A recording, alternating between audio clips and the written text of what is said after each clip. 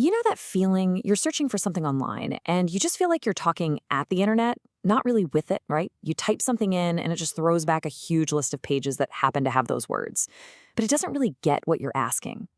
Well, what if it could? What if the web was actually smart enough to understand not just the words you type, but what you mean by them? That's the whole idea behind something called the semantic web, and we're going to dive right into what that's all about. So this is the official definition, and it's pretty powerful. The key thing to get here is that this isn't about throwing out the internet we have and starting over. Nope, it's an extension, an upgrade. The whole point is to give information this well-defined meaning. Why? So our computers, our phones, all our devices can finally start working with us in a real partnership, instead of just being tools that we command. It's all about that true cooperation. All right, so here's our game plan. We'll start with what it means for the web to actually understand stuff. Then we'll get into the big challenge of making that happen. We'll look at the key tech that makes it possible and wrap up with the absolute core idea, the difference between syntax and semantics. Okay, so let's talk about the machine comprehension challenge. Think about it. Our current web is amazing at one thing, displaying information. It's like a world-class graphic designer. It can show you text, images, videos, all laid out perfectly. But asking it what any of that stuff means, whoa, that's a whole other level. And that's the huge problem the semantic web is trying to fix. And this quote really nails it. I mean, look at that word in all caps, comprehend. We're not just talking about a machine spotting keywords or matching patterns in a search query. No, this is about true comprehension, about a machine being able to grasp the context, see the relationships between different pieces of data, and understand the actual meaning of it all. It's a completely different game. So how in the world do you teach a machine to do that? Well, you need a very special kind of language. And this isn't a language for us humans to read. It's a language built for computers, and it has to do two crucial things. First, it has to describe the data itself. Second, and this is the really cool part, it has to provide the rules for how to reason about that data. It's like giving the computer not just a dictionary, but a logic textbook too. That's the big technical puzzle we've got to solve. So how do we solve that puzzle? Well, fortunately, some really smart people have been chipping away at this for years, and they've come up with the essential building blocks for this smarter web. Let's take a look at these key technologies. All right, first up is a word you might not have heard before, ontologies. It sounds complicated, but the idea is actually pretty simple. Just think of it like a shared dictionary for computers.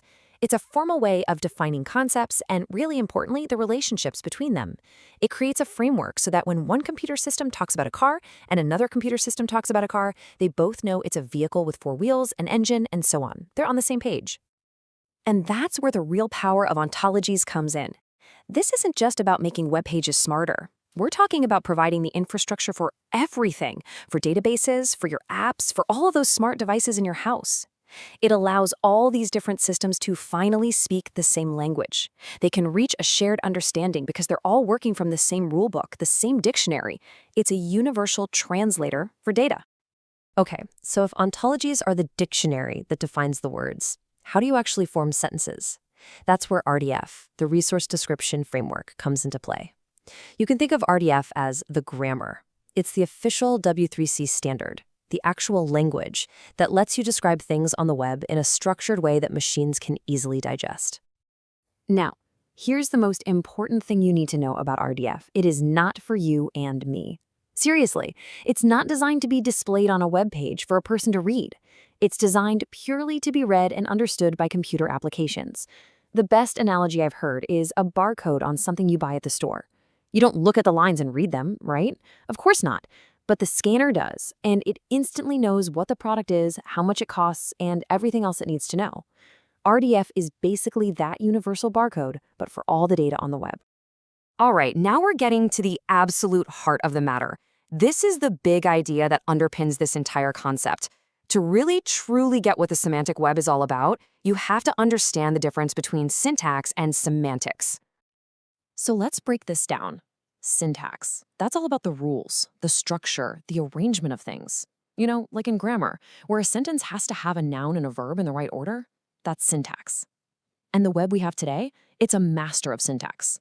HTML code is just a set of rules telling your browser how to arrange text and images on the screen. But semantics, that's about meaning. It's about what things actually mean. It's the difference between seeing the word apple and knowing you're talking about a fruit, not the tech company. And honestly, this right here might be the single best way to think about it.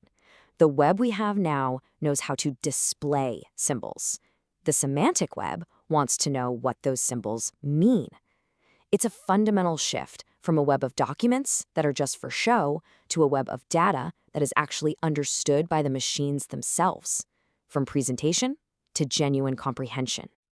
So what's the big deal? Why go to all this trouble? Well, the payoff is huge. It means we can finally have that true cooperation between people and computers. It means data is no longer stuck in its own little box on one website or in one app. You get this incredible flexibility where data from all over the place can be mixed together, and you can even define new connections between different pieces of information on the fly. It's about breaking down the walls between data. And that really brings us to the big final question. Just think about it for a second. Imagine asking your phone, find me a cheap flight to a warm place next weekend. Book a hotel near the beach that has a pool and allows dogs, and find 3 restaurants nearby that have good vegan options. A system that understands meaning could actually do that, pulling data from dozens of different sources to give you one perfect answer. The possibilities are kind of mind-boggling, so I'll just leave you with this to ponder. If the web could truly understand you, what new possibilities would that unlock for you?